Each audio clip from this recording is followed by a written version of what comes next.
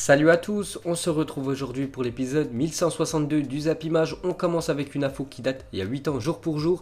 Donc c'était Balotelli qui éliminait l'Allemagne grâce à un doublé effectué cette célébration mythique. Vous avez tous déjà vu cette photo de Mario Balotelli, maillot enlevé. Donc c'était il y a 8 ans jour pour jour après un doublé en demi-finale de l'Euro 2012 contre l'équipe allemande. Score final 2-1 pour les Italiens. Donc il avait fait cette célébration mythique bien sûr Mario Balotelli. Après l'Italie en finale avait perdu 4-0 contre l'Espagne. Ensuite cette fois-ci il y a 9 ans, jour pour jour, que Raphaël Varane quittait le RC Lens à 18 ans pour signer au Real Madrid. Et c'est quand même un très bon choix de carrière pour Raphaël Varane. Donc arrivé quand même en tant que remplaçant du côté du Real, c'était le défenseur numéro 2 derrière Pepe. Puis après, voilà, il a commencé à s'imposer. Maintenant, c'est un titulaire indiscutable. Raphaël Varane avec Sergio Ramos. Donc il avait été transféré pour seulement 10 millions d'euros. Et c'est quand même un gros coup réalisé par le Real Madrid. Parce qu'il est toujours dans cette équipe merengue. Regardez quand même son palmarès depuis 9 ans du côté du Real. 2 fois la Liga, certainement une troisième cette saison. Parce que le Real c'est quand même très bon.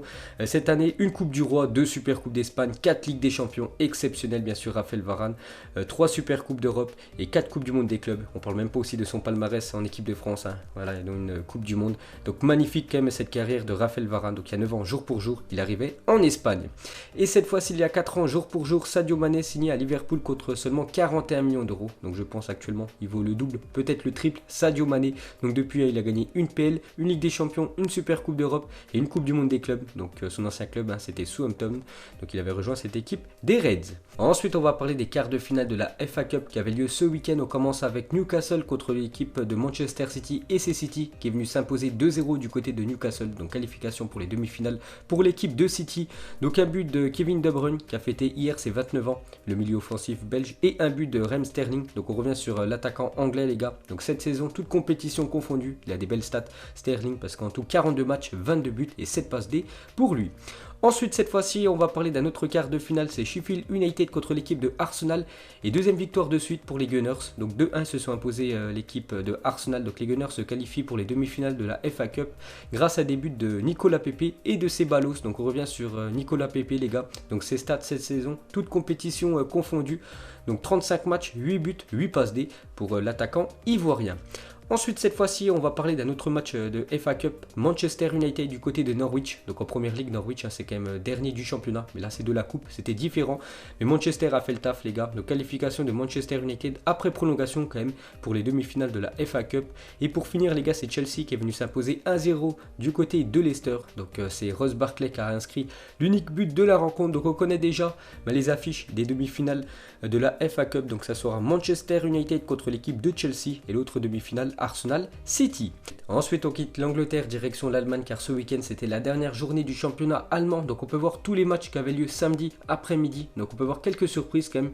La grosse défaite à domicile du Borussia Dortmund 4-0 contre l'équipe de Hoffenheim. Après Dortmund n'avait pas du tout d'enjeu sur ce match, c'était sûr qu'il terminait deuxième du classement alors qu'Hoffenheim les gars c'était quand même une place pour l'Europa League. Donc ils se sont imposés quand même 4-0 l'équipe de Hoffenheim, un quadruplé de Kramaric qu'on va parler juste après. On peut voir Leverkusen 1-0 contre Mayence et le Borussia Mönchengladbach 2-1. Donc entre les deux équipes, entre Leverkusen et Gladbach, c'était la lutte pour qui allait se qualifier pour la future LDC. Donc du coup ça sera Gladbach les gars qui arrive 4ème du classement. On peut voir aussi que le Bayern s'est imposé tranquillement 4-0 du côté de Wolfsburg. Donc voilà les gars, les derniers résultats du championnat allemand pour cette saison. Ensuite on revient sur ce match Borussia Dortmund-Hoffenheim. On va parler de Kramaric, j'ai dit il a inscrit un quadruplé, mais il a marqué son dernier but, le 4ème sur penalty. Mais voilà, il a quand même tiré ce penalty à l'aveugle. Donc quel manque de respect quand même pour cette équipe de Dortmund.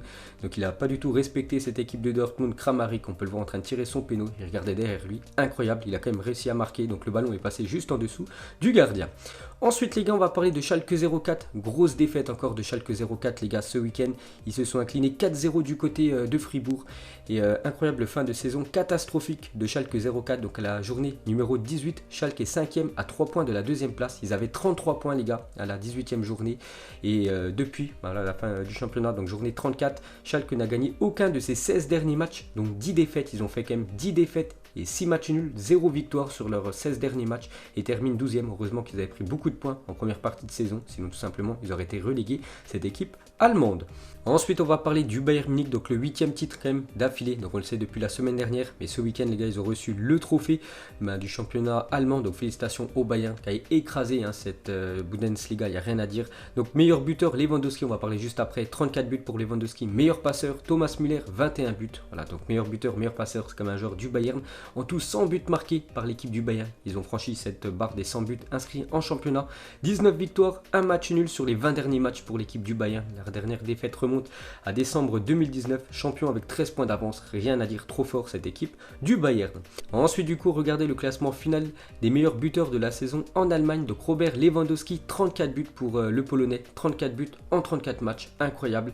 Donc Timo Werner, 2e et Sancho, 3e position. Donc voilà le classement final des meilleurs buteurs. Donc Lewandowski termine sans surprise meilleur buteur du championnat allemand, donc en tout 31 matchs. Bon, il y en a 34 en tout, bien sûr, en une saison dans le championnat allemand, mais lui en a disputé 31 matchs, 34 buts et 4 passes D pour lui. Donc quelle saison exceptionnelle pour Robert Lewandowski. Voilà, s'il va loin quand même en Ligue des Champions, il peut vraiment prétendre remporter ce ballon d'or. Cette fois-ci les gars, on va parler du classement final des meilleurs passeurs de la saison. Donc Thomas Müller les gars, 21 passes D pour Thomas Müller devant Sancho 16 et Torgan Hazard 13 passes D dans ce championnat allemand. On peut voir aussi que Nkunku quand même 13 passes pour l'ancien joueur du PSG. Donc Thomas Müller est le premier joueur de l'histoire de la Bundesliga à enregistrer 21 passes D sur une seule saison. Il bat ainsi le record de Kevin De Bruyne avec Wolfsburg qui était de 20 passes décisives. C'était il y a 5 ans. Ensuite, cette fois-ci, on va parler de Timo Werner à rayonner avec Leipzig pour sa dernière saison de Bundesliga. Donc en tout, 34 matchs pour le nouvel attaquant de Chelsea. Donc en tout, cette saison, il a quand même marqué 28 buts, de 8 passes D et deuxième meilleur buteur du championnat. Donc très grosse saison pour le nouveau joueur des Blues. Et on va finir avec ce championnat allemand avec le bilan du coup de la saison, donc qualifié en Ligue des Champions, le Bayern, Dortmund, le RB Leipzig et le Borussia Mönchengladbach. Donc du coup, ceux qui iront en Europa League, ça sera l'équipe de Leverkusen 5e, Hoffenheim avec leur grosse victoire. Mais ils passent devant l'équipe de Wolfsburg. Wolfsburg s'est incliné 4-0 contre le Bayern, donc Wolfsburg devra passer les barrages pour pouvoir jouer la future Europa League. Donc, et les relégués, donc c'est Düsseldorf et Paderborn. Ensuite, on quitte l'Allemagne, direction l'Italie. On commence avec l'Inter Milan qui se déplaçait ce week-end du côté de Parme. Et victoire 2-1 de l'Inter. Mais l'Inter a vraiment galéré dans ce match, quasiment tout le temps mené les gars, parce que Gervinho a inscrit un but en tout début de match. Et l'Inter a égalisé à la 84e minute par De Vrij. Et 3 minutes plus tard, mais ils ont inscrit ce deuxième but. Donc là, l'Inter Milan, du coup, renverse cette équipe de Parme et gagne ce match. Bon, voilà, l'Inter reste toujours 3e à 8 points de la première place de l'équipe de la Juventus. Ensuite, cette fois-ci, on va parler de Naples. Ça va bien mieux ces dernières semaines pour l'équipe de Naples. 3-1 contre l'équipe de Spal se sont imposés. Donc Mertens, Callejon et Younes. Donc victoire du Napoli 6e face à la Spal, 20e, mot dernier de ce championnat italien. Et pour finir, il y avait aussi une belle affiche entre l'AC Milan et l'AS Roma. Et c'est l'AC Milan qui s'est imposé 2-0 dans ce choc. Donc Rebic et le Turc Salanoglu sur penalty ont été buteurs. Donc victoire de l'AC Milan 7e face à l'AS Roma, 5e. Et on va finir avec ce championnat du coup italien, donc un petit coup d'œil aux meilleurs buteurs cette saison. Donc toujours Immobile 28 buts devant CR7 23 buts et Lukaku 19 buts. Et un petit coup d'œil cette fois-ci au classement, toujours la Juventus en première position 69 points, et l'équipe de la Lazio 4 points derrière.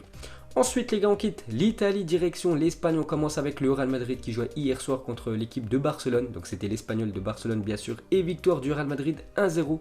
Un but de Casemiro sur un caviar de Karim Benzema. Donc le Real distance désormais le FC Barcelone de 2 points en tête de la Liga. Donc très beau succès du Real Madrid. C'est peut-être seulement un but marqué dans le match. Un petit succès, mais ça donne quand même 3 points pour l'équipe du Real. Donc on revient les gars sur Karim Benzema. Hier il nous a fait encore une masterclass. Benzema donc en KB9 ne régale pas par les buts, il le fait par les assists, donc par les passes D. Sa super passe décisive en talonnade sur le but de Casemiro, exceptionnelle la passe D de Karim Benzema. On peut voir qu'il a mis un petit pont sur le défenseur de l'Espagnol Barcelone, de Casemiro les gars, avec plus qu'à pousser le ballon au fond des filets. Donc Zidane et l'Espagne encensent le génie Benzema, donc on peut voir qu'il fait la une des journaux bien sûr sportifs espagnols. Karim Benzema, donc déjà la une du journal Marca c'est marqué un génie règne en Liga, donc la une de Marca sur bien sûr Karim Benzema. La une journal A c'est marqué talonnade du leader, voilà, avec une photo bien sûr de Benzema. Et même en France les gars, avec la une du journal L'équipe, ça parle de Benzema avec sa masterclass hier, c'est marqué bien sûr quel talon. Ensuite, cette action de Karim Benzema ressemble beaucoup à une action qu'il y avait eu il y a 10 ans. L'histoire se répète parfaitement, donc c'est en 2010 entre l'équipe du Real Madrid et l'équipe du Deportivo La Corogne. Donc 2010, Guti, numéro 14, a fait la même chose, une passe D en talonnade sur Karim Benzema. Et 10 ans plus tard, cette fois-ci c'est Benzema, le numéro 9, qui fait une passe D pour Casemiro, le numéro 14 de l'équipe merengue. Ensuite, les gars, on revient sur Benzema adressé hier soir contre l'Espagnol Barcelone, sa 117e passe décisive avec le Real Madrid, toute compétition confondue. Donc il marque beaucoup de buts et il fait aussi pas mal de passes D. Benzema déjà sa 117e depuis qu'il est avec cette équipe du Real. Ensuite, on continue avec lui, donc c'est le troisième joueur de la Liga à réussir le doublé cette saison avec 22 buts et 10 passes décisives. Toute compétition confondue après Léo Messi et Luis Suarez, un génie bien sûr, Karim Benzema. Donc pour ceux qui vont me demander en commentaire c'est quoi le doublé, c'est faire 10 passes D et 10 buts en une seule saison, donc toute compétition confondue. Donc Messi l'a fait, Suarez l'a fait et Benzema l'a fait hier, vu qu'il a adressé sa 10e passe décisive, toute compétition confondue de la saison. Ensuite, cette fois-ci, une déclaration du joueur concerné. Benzema, il a dit: Matalonade, c'est comme ça que je vois le football. Je savais que Casemiro allait venir derrière moi. Ce fut une belle action, mais le plus important, c'est le but inscrit juste après. Donc voilà ce que dit Karim Benzema, que c'est comme ça qu'il voit le football, les gars. Et c'est vrai qu'hier, il nous a fait une masterclass, l'attaquant français.